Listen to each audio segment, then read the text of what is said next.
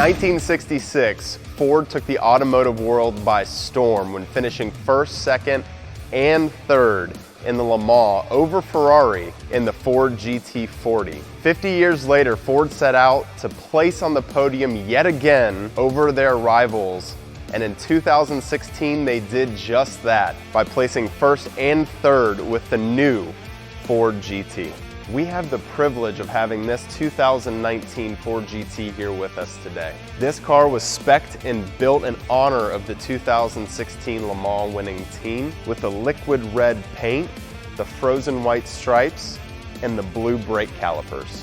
While the first generation Ford GT was a supercharged V8 American muscle supercar, this second generation GT is built more around aerodynamics and brand new technology. The new Ford GT has already set itself apart because of two main factors.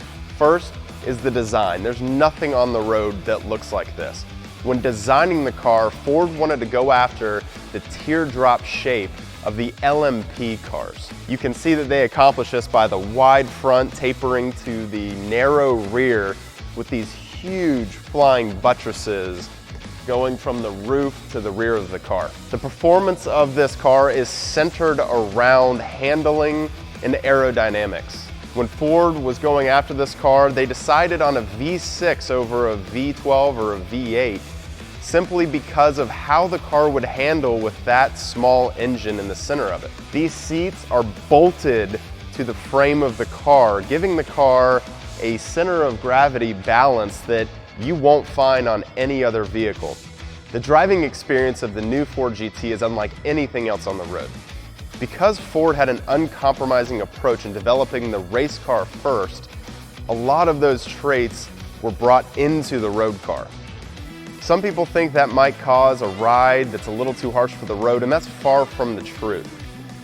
Getting into the new Ford GT, you know you're in something special. The interior of the car is not far from the race car, with extra touches of Alcantara, billet aluminum, and of course carbon fiber. The 647 horsepower V6 in the GT is no slouch either. One thing that stood out to me most in this car is the lack of lag.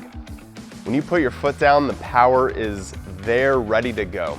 There is no doubt in my mind that the new GT will last the test of time because of the pedigree, winning Le Mans again in 2016, also the crazy design of this car, the flying buttresses, and finally because the limited production, only over 1,300 units will be built, the second generation Ford GT will go down as one of the greatest cars of all time.